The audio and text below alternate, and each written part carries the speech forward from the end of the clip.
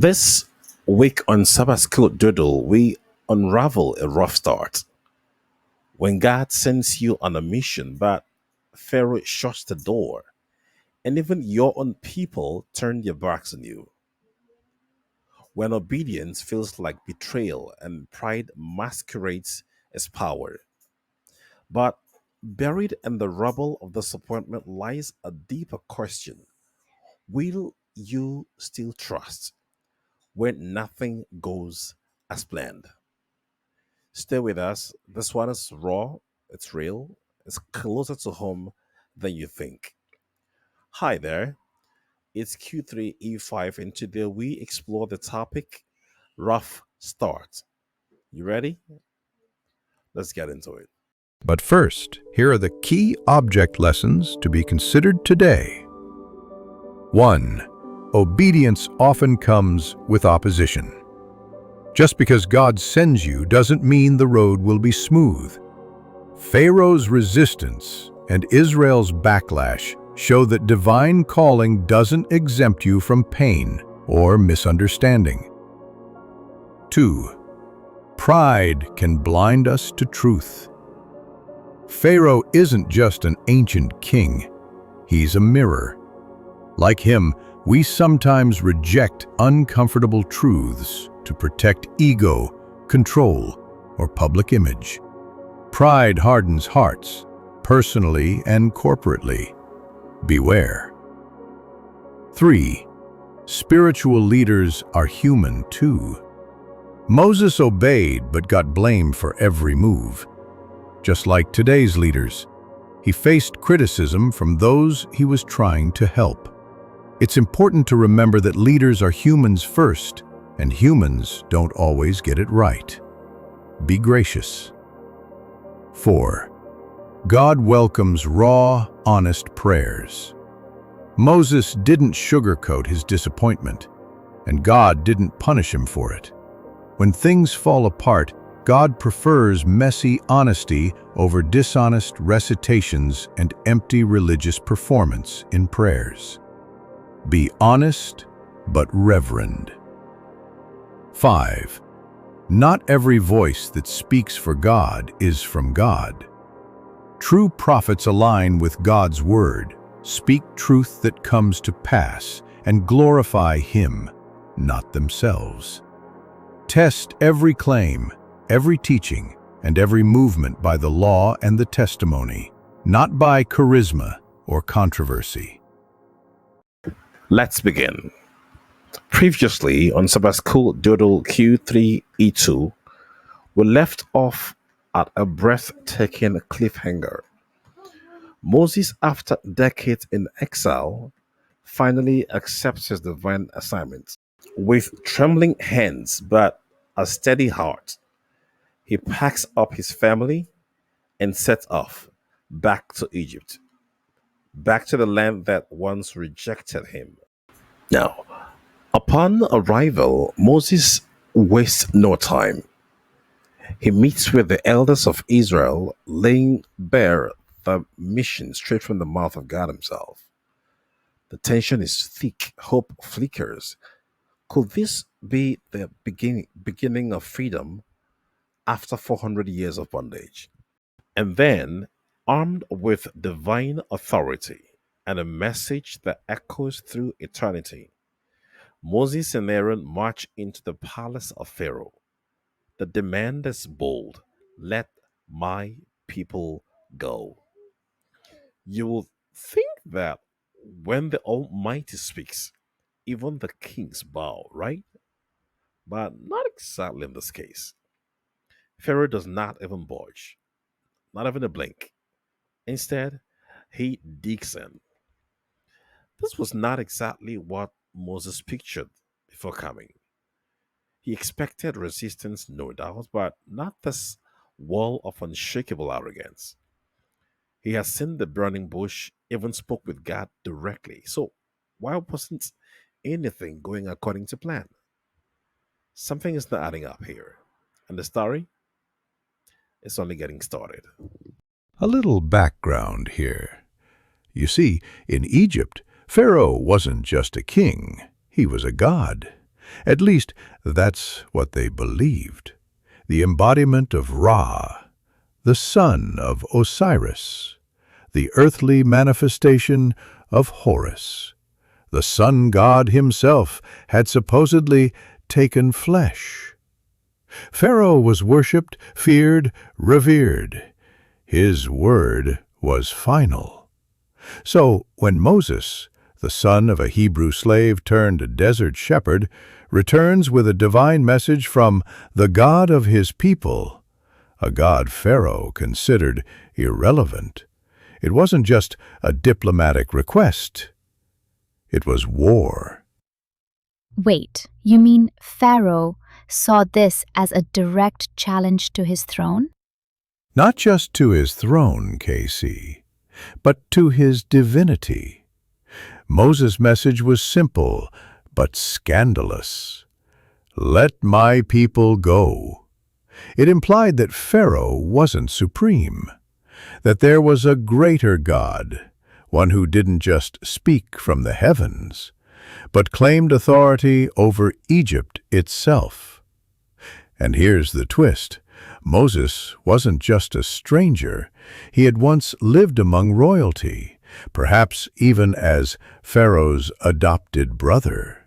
So for him to come back, now claiming allegiance to a higher power, it was betrayal, treason, blasphemy. And so Pharaoh lashed out. Who is this Lord that I should obey his voice? I do not know the Lord, and I will not let Israel go. This was not a genuine question. This was a rebellion dressed in rhetoric. He knew the stories. Egypt's archives surely still held the name of Joseph, the Hebrew through whom that same God had once saved their nation from starvation. But pride buried the truth beneath centuries of ego. What happened next will plunge Egypt into a spiritual and political battle for the ages. Can you relate? I know we're still unpacking Pharaoh's story, but allow me to bring this home. Have you ever been confronted with the truth in your relationships at home, at work, or maybe from the pulpit? I mean, real, undeniable truth. The facts are incontrovertible. You know it, you feel it, you even hear that whisper from God in your spirit confirming it. I have. To admit it would mean admitting you were wrong. Guilty as charged, or maybe that someone else was right. So you don't. And pride took over the wheels. Me too. Instead, you retreat. You dumb the philosophy playbook. You twist a Bible verse, just one. You gaslight, even spiritualize. You contort the storylines and gather a few loyal friends who will validate your hurt and help you form a small but fierce committee of critics to find faults by all means necessary just to discredit the source of the rebuke or message in a bid to sustain public applause, even if it means God's disapproval. If this describes you in any way, shape, or form, you are not any different from Pharaoh. If we insist on staying unresponsive to the truth as revealed just to protect our pride and social media status, we continually numb our sensitivities to the promptings of the Spirit of God. And believe me, that's not a good place to be. Now back to Pharaoh. In his quest for validation to assert his superiority and sustain his social media status, even if temporary, Pharaoh rejects a direct message from God. He goes, who is Jehovah that I should hearken unto his voice to let Israel go? I do not know Jehovah, more so I will not let Israel go. Exodus 5 verse 2. In other words, whoever this your Jehovah is, This is not his jurisdiction, and he has no authority here. I am the boss here, period. My friend will add, read my lips. This was a direct and open defiance of God.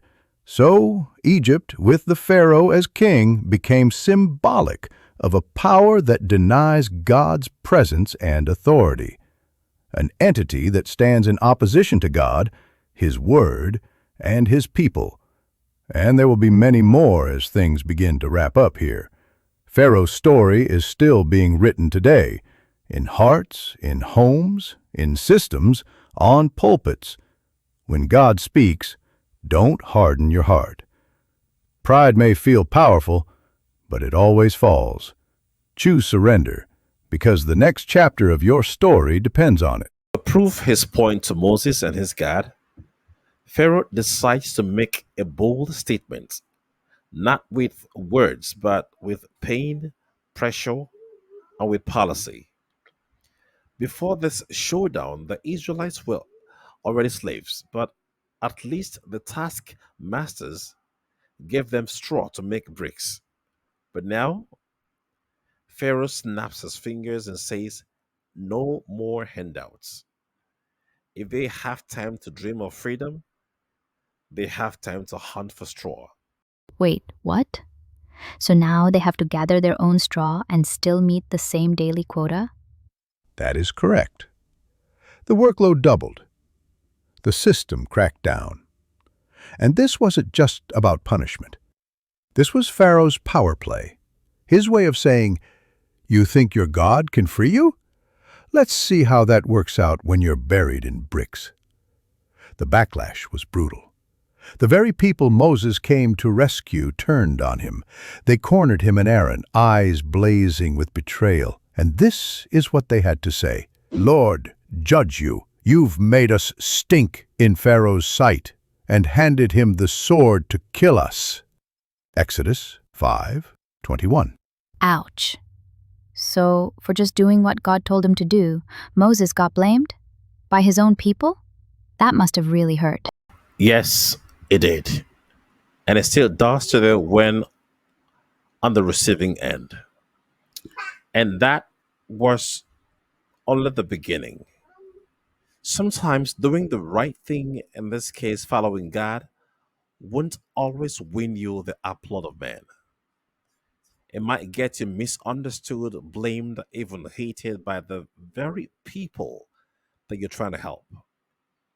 The hardest battles in our calling may not always come from the enemy outside, but from the attitude, the doubt, fear, frustration of the people inside your camp.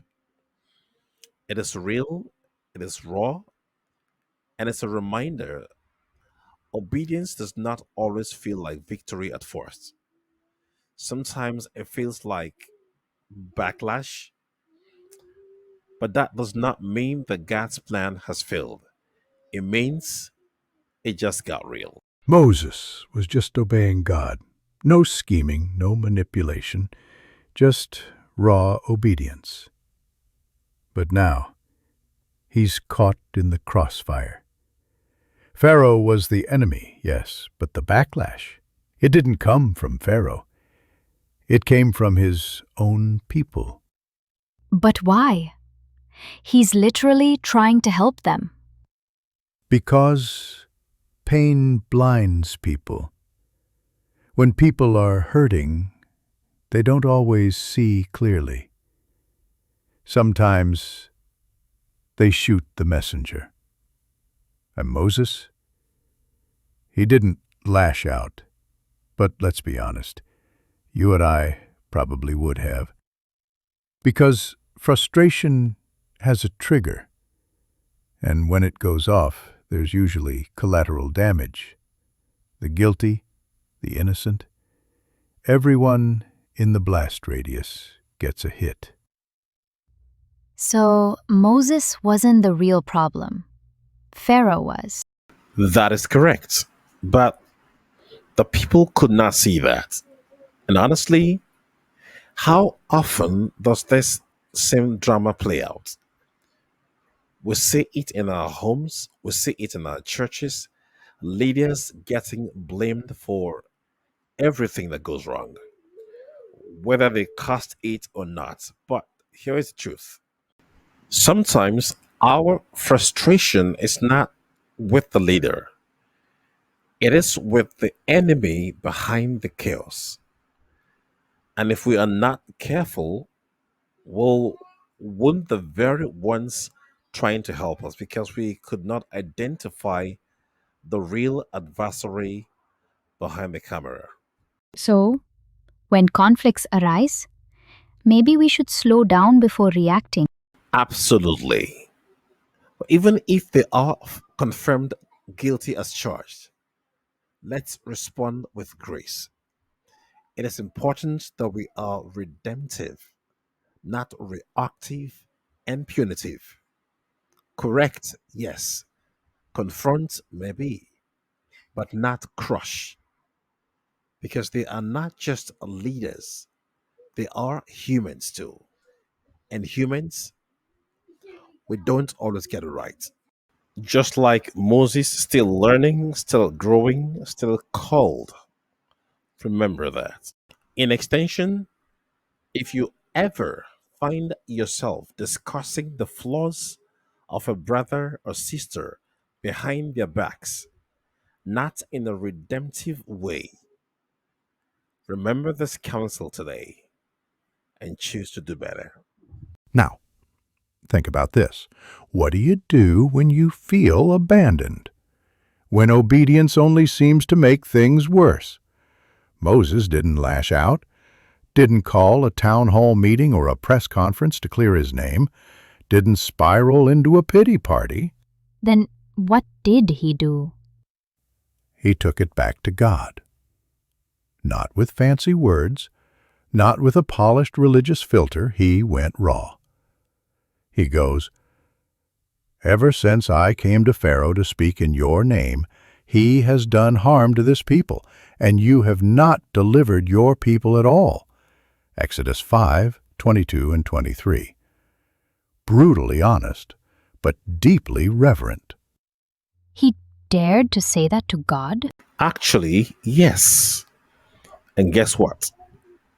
God did not smite him. He actually listened, understood, and responded. Sometimes the most powerful prayers are not poetic, they are honest, messy, human, real. If you're tired, disappointed, heartbroken, talk to God. Tell Him exactly. Tell Him like you would your father, with reverence, yes, but honestly. You mean it's okay to pray like that? Not just okay, sometimes it's preferred, because God isn't moved by pretentious prayers. He's moved by the ones that come from a heart laid bare. It's not like he doesn't already know, so drop the mask, say the words. He can handle the truth, and he'll give you just the right dosage of hope you need, like he did Moses. Back to the mission. If there was ever a divine assignment that should have gone smoothly, it was this one. I mean, God Himself gave the instructions, not a dream, not a vision. He showed up in person. That's actually true. So, why didn't it work? Moses obeyed. I mean, he showed up, delivered the message, let my people go. And Pharaoh not only refused, he made life harder for the Israelites. He doubled their burden, and the people, they did not just reject the message, they turned on Moses. It felt like a cruel twist. Obedience leading to disaster. Can you relate? Have you ever been there? You prayed, you fasted, you believed, you stepped out in faith, and instead of breakthrough, you hit a brick wall. And the few flickers of hope, they only made the pain sharper when it all came crashing down. I have. You don't tell anyone, but inside, you're exhausted, spiritually drained, disappointed, even in God. Me too. For me, it's the ache of waiting. Waiting on healing, waiting on answer, waiting on God. And when that wait drags on for weeks, then months, when the promise feels further away than ever, you start to wonder, did I hear wrong? Did I mess up? Is God even there? Friend, if this is your Egypt, you're not alone. The same God who reassured Moses still whispers today, I see, I hear, I know, and I'm not done yet. It may have felt hopeless then, but today, with the privilege of hindsight, when we look back, we can confirm indeed that God kept his word to the very details and delivering his people just like he said he will do. Ponus, if he did then, despite all the odds not in his favor, he will today. And just like he said to them then, he says to us today, I will take you as my people, and I will be your God. Exodus 6, verse 7. Remember this, especially as you navigate through your Egypt experience. When it seems your situation lingers and answers to prayers are delayed far too long. After that crushing first encounter in Exodus 5, the mission hadn't just stalled, it backfired, or so it seemed. Pharaoh didn't budge. The people suffered more, and Moses, he lost their trust. So, what now? God speaks again. Moses, go back to Pharaoh. Same message, same target. Round 2. But this time, Moses hesitates. Wait, was he scared? I am not sure how to describe the emotion, but he was wounded, disappointed. Listen to how he responds. Behold, the sons of Israel have not listened to me. How then will Pharaoh listen to me? And then comes the self blame. He shifts the failure inwards. For I am unskilled in speech. That's a rather interesting conclusion. Pharaoh never mentioned his speech, not once. So, where did that come from? From the same place it comes for many of us, that quiet inner voice whispering, you're not enough. When outcomes don't match expectations by default, we start diagnosing ourselves. Maybe I'm too slow, too weak, not eloquent, not qualified. But if you recall from Q3E2, God didn't call Moses because he was eloquent. He called him because he was willing. And he who God calls, he qualifies and equips. So, how does God respond to Moses' crisis of confidence? God still didn't withdraw the mission. Instead, he doubled down on the promise. This is how God responds. Then the Lord said to Moses, See, I make you as God to Pharaoh, and your brother Aaron shall be your prophet. You shall speak all that I command you, and your brother Aaron shall speak to Pharaoh that he let the sons of Israel go out of his land. Exodus chapter 6, verses 1 through 2. In subsequent verses, the Lord reveals to Moses, this will be a long ride, but the Lord will keep his words. You just play your part. So, does this mean anyone who claims to speak for God is a prophet? Hold that thought. In this conversation, the Lord Himself defines the role of a prophet as one who hears or receives a message or counsel from God and communicates the same to God's people in words and or writing, faithfully and unfiltered. Does that make anyone who speaks in the name of God a prophet? Not really. How do I know that? Well, God lays out the gold standard in Deuteronomy 18:14 to 22. We'll read it at a moment, but here is a question burning in this conversation. What do you do when the person claiming to speak for God is not? What makes someone truly prophetic, and how can we tell? But how do we even know if someone claiming to be a prophet actually speaks for God? Anyone can say, God told me. You're not alone in that question. Even back then, God knew it would come up. So he gave us a divine litmus test, right in Deuteronomy 18. It reads, "The Lord said to me, I will raise up for them a prophet like you, from among their own people. I will put my words in his mouth, and he will tell them everything I command him." That sounds promising.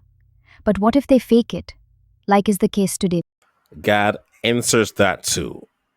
But a prophet who presumes to speak in my name anything I have not commanded, or who speaks in the name of other gods, must be put to death, suggesting how offensive impersonating God is to God. Okay, but people make predictions all the time. How do we know which ones came from God? Glad you asked. God continues, if what a prophet proclaims in the name of the Lord does not take place or come true, that is a message the Lord has not spoken. That prophet has spoken presumptuously. Deuteronomy 18, verse 22. And also do not forget Isaiah 8, verse 20. To the law and to the testimony, if they speak not according to this, there is no light in the word in them. In a nutshell, here is the checklist straight from God. Their message must align with thus says the Lord, God's law and words. It must match prior testimonies, no contradictions. It must come true and it must glorify God, not themselves. So, not every pulpit message, dream, or TikTok vision is prophetic. Nope. If it does not pass the test, then it's not from God. No matter how popular, emotional, or convincing it may sound. Today, just like Jesus earlier warned, there are a lot of self proclaimed prophets out there, each striving for validation either by proclaiming some form of new light based on a philosophical approach to the truth or an altar of miracles. That's the world we live in. Crowded altars, loud microphones, and everyone claiming a hotline to heaven. But if they are false prophets, then there must be true ones too. And we can use God's litmus test, not Google, not groupthink, not gossip, to identify them. Test them by the law and the testimony. Check if their words come to pass. Check if all their teachings align with God's character and truth. Check if there is light in them. That brings us to one name that stirred a lot of debate lately, Sister Ellen G. White. There's been a lot of controversy about her calling lately. I'm not here to argue with either camp. Here's all I ask. Before you criticize or canonize, prayerfully read her writings yourself. Then line them up against the diagnostic screening we just read in Exodus 6, Deuteronomy 18, and Isaiah 8:20. The Spirit, not social media, be your guide. And hopefully, you'll find your answers. And that's a wrap for this week, but the story continues. It's not over. Next week, On Q3E4, the gloves come off. Plagues begin to fall. Pharaoh digs in, and one question thunders through the chaos. Just how far will God go to rescue his own? You don't want to miss what happens when divine mercy collides with unyielding pride. Until then, stay curious, stay grounded, and do not just believe. Test every spirit. This is your Sabbath School Doodle, doodling out. Let's keep making it make sense one study at a time. Thanks for riding with us today, friends. If today's message stirred something deep, even just a little, hit that like, drop a comment, and share with someone whose faith could use a nudge. And hey, if you haven't yet made that life-altering decision to follow Christ, you still can. But don't wait. The clock is ticking, and grace is calling. I'll catch you next week, God willing. Until then, remember, we're not just here to survive and pay bills. We're still auditioning to take over in heaven. No retreat, no